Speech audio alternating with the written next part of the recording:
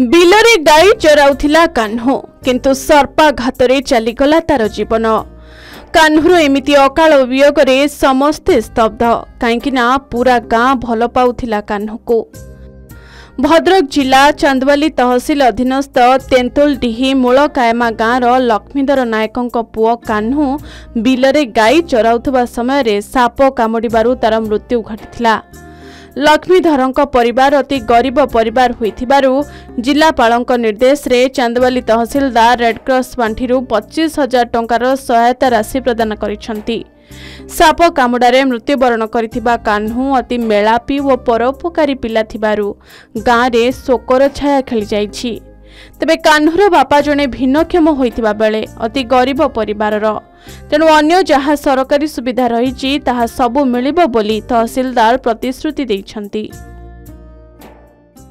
तेंतुलिया पंचायत मूलकामा गाँव लक्ष्मीधर नायक तांकर गोटे पुओ जे 19 वर्ष बयसर सी बिलकु जो गोरु गाई नहीं चरैया जाते से समय से सर्पाघात मृत्यु होती।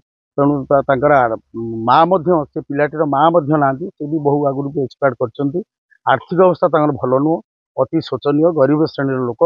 तेणु यही परिस्थिति से जो पिलाटी चलीगला से बेचारा कान्हू ता ना कान्हू बहुत भल पिलाटी गाँव में समस्त प्रशंसा कर विभिन्न काम से लोक विभिन्न लोक साहाय्य करे। कलेक्टर सार को अवगत करेली से संक्रांत सार आमर सहृदय सहित ये कथा विचार कले एवं मते मेसेज देले कि 25,000 टंका दवापाई।